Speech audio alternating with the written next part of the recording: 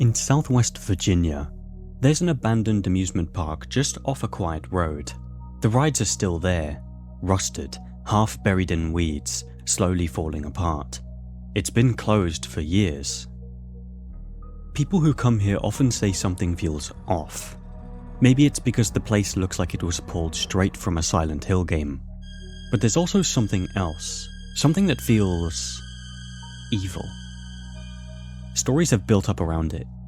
Accidents, strange sightings, people talk about a ghostly presence. In the 1990s, a team of archaeologists came to survey the land. What they uncovered was horrific, and it changed the way the town looked at this place forever. This is Lake Shawnee Amusement Park.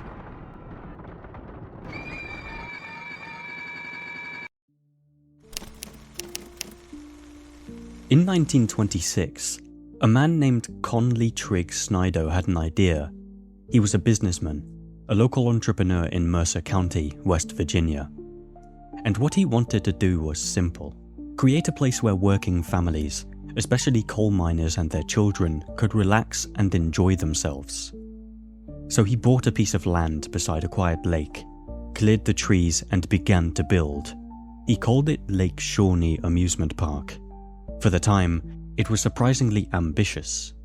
There was a Ferris wheel that offered full view of the treetops, a wooden swing ride painted in cheerful colours, a large swimming pool with water slides and diving boards, something you didn't often find in rural parks.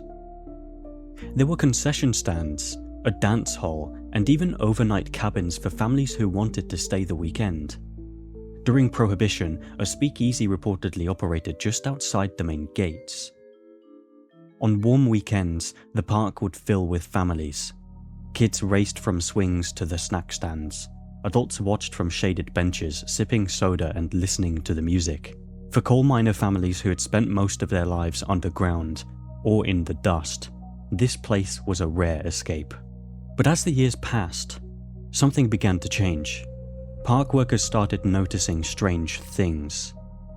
The swing set was moving when the air was still, cold spots on hot days, and odd quiet in certain corners of the park even when it was crowded. Guests occasionally reported odd feelings, a chill, a sense of being watched, faint sounds they couldn't trace. It was never loud or dramatic, but people remembered it. Then came the accidents. The first happened just a year after the park opened. In 1927, a little girl named Emmeline Schrader was riding the swings when a delivery truck backed into the ride's path. She was killed instantly. The story made the papers. Some say the chains of the swing continued to swing for hours. A few years later, in 1930, a 9-year-old boy named George Wythe drowned in a swimming pool. He had been underwater for too long. When the pool was drained, they found his body tangled deep in a drainage pipe. He'd been trapped alone, just feet away from dozens of swimmers. More incidents followed in the decades after. Another drowning occurred in the nearby lake. A teenager fell from the Ferris wheel. One child reportedly collapsed near the snack stands and never got back up. In all, at least 6 children died at Lake Shawnee before the park was ever shut down. None of these events caused immediate closure, but slowly, they changed how people saw the park. It started to feel different. As the years went on, people in town started to talk. Some said the land had bad energy. Others claimed it was cursed. Whether they believed it or not, families began staying away. Attendance started to drop. In 1967, after a failed health inspection, Lake Shawnee Amusement Park quietly closed its gates. And for almost 20 years, the land sat untouched. Its rides rusting, the life from it fading. But the real story wasn't over. In 1985, nearly 2 decades after the park closed, Gaylord White, a former employee, bought the land. He had worked there as a teenager and hoped to bring it back to life. He brought in new rides, kiddie attractions, paddle boats, bumper boats, and even found the original swing set. In the summer of 1987, Lake Shawnee reopened, but it didn't last long. Rising insurance costs made it hard to keep the park running, and by 1988, it closed again. Still, White wasn't ready to give up on the land. He started using the property for fishing tournaments and off-road events. And while clearing new ground for a mud bogging track, his crew uncovered something unexpected. Fragments of pottery, hand-carved tools, woven fibers, jewelry made of shell and stone. A team from Marshall University was brought in to investigate. What they found was far more serious. What first seemed like simple relics from a forgotten village turned out to be something much more disturbing. They were standing on a burial ground. They found skeletons, carefully buried, undisturbed for centuries. Most were positioned with care, buried with beads, tools, and fragments of cloth. In total, at least 13 individuals were uncovered. Many of them were children, others were elderly. Based on the artifacts and burial style, archaeologists determined the graves belonged to the Shawnee Native American community that lived on the land long before settlers arrived. The investigators slowly uncovered mass graves, suggesting that as many as 3,000 Shawnee may have been buried on the property. Unbeknownst to the families who flocked here for fun and laughter, Lake Shawnee Amusement Park was built on land soaked in blood, one of the most brutal and overlooked tragedies in West Virginia's early history. In April of 1774, a man named Mitchell Clay was granted 803 acres of land by Lord Dunmore, the royal governor of Virginia. The land sat along both sides of the Bluestone River in a region known as Clover Bottom, what would become Mercer County. Clay, his wife Phoebe, and their 14 children became the area's first white settlers, carving out a prosperous farm from the wilderness. Their homestead flourished, with fields for livestock, crops of tobacco and wheat, orchards, and a home they built with their own hands. But the summer of 1783, nearly a decade later, the Clays had cultivated a peaceful life, but all of that would end in a single, horrific day. It began innocently enough. Mitchell Clay left to go hunting, leaving his teenage sons, Bartley and Ezekiel, in charge of building fences to protect their freshly harvested grain. Their sisters were nearby, washing clothes in the river. Phoebe Clay remained inside the house with the youngest children. Without warning, 11 Shawnee warriors crept onto the property. The first shot rang out. Bartley was hit and killed. The sound echoed across the fields, alerting the others. The girls, hearing the gunfire, rushed toward the house, but they were intercepted. Tabitha, their eldest daughter, saw one of the warriors attempting to scalp her brother. In a moment of pure instinct, she lunged at him, trying to wrestle away the knife. She fought with everything she had, but she was outnumbered, and she was stabbed multiple times. She died there, near her brother's body. A man named Ligon Blankenship, a neighbor, happened to be visiting the Clay homestead at the exact moment. He saw the attack happening from a distance, but instead of helping, he panicked and fled. He later told the settlers at New River that the entire Clay family had been massacred. Meanwhile, the Shawnee had taken Ezekiel Clay alive. They disappeared into the woods with him. Miss Clay, in shock, managed to drag the bloodied bodies of Bartley and Tabitha into the house before fleeing with her remaining children, on foot, 6 miles to the nearest settlement. Mitchell Clay returned home from hunting to a nightmare. He found the bodies of his children, mutilated and scalped. His wife and other children were nowhere to be seen.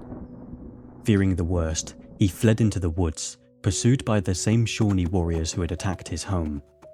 He managed to evade them and reached Captain Matthew Farley, who assembled a posse of settlers to retaliate.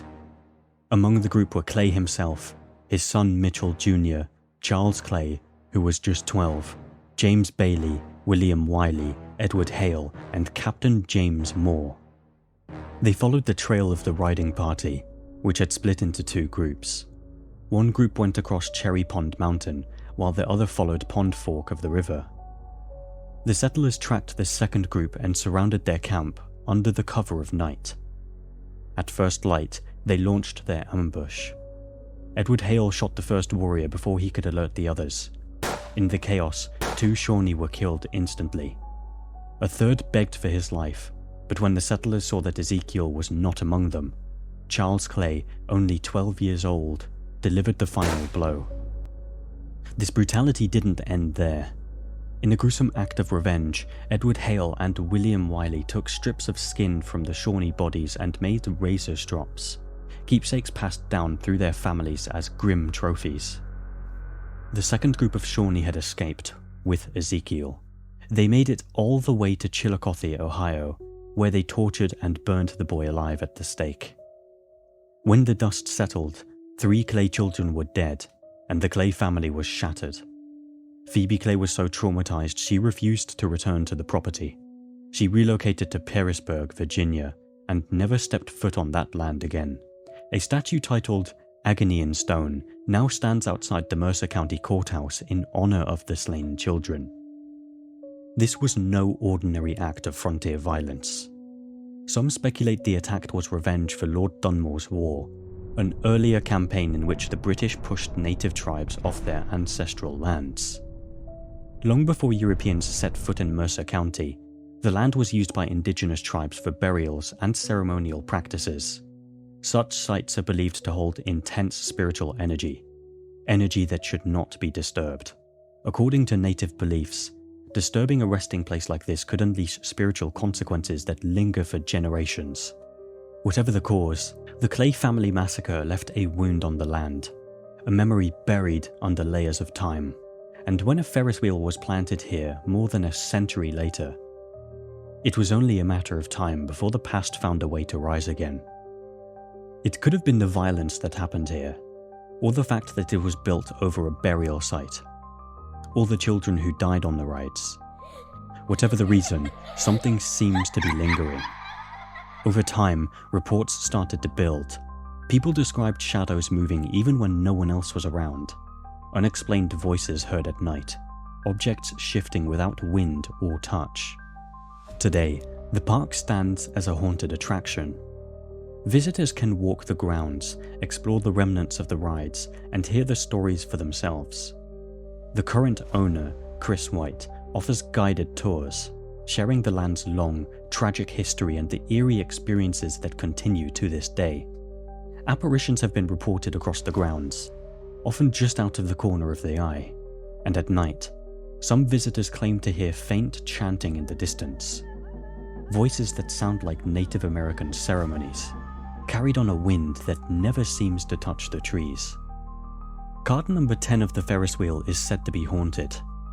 Visitors have seen what appears to be an apparition seated in it, like someone was watching from the ride.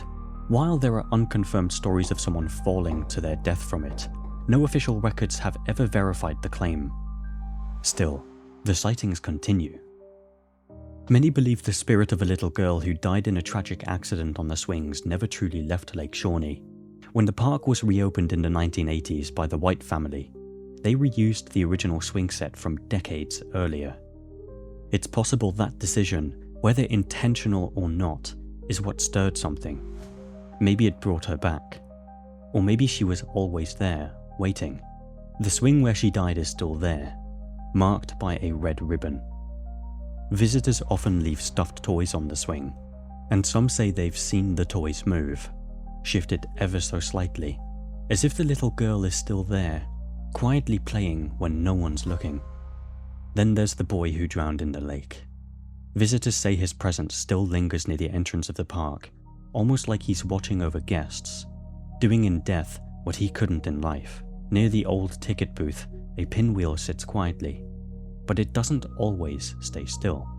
People talk to it, ask it to spin, to stop, to speed up, and sometimes it does. No wind, no explanation, just a quiet response like someone unseen is listening. So what really lingers at Lake Shawnee? A string of tragedies, a buried past, an amusement park that never truly came to life and never really died. Maybe it's all just coincidence, or maybe the land never forgot what happened there. Either way, Lake Shawnee doesn't stay quiet for long. People still hear things. still see things. And those who come looking for answers, not all of them leave the same.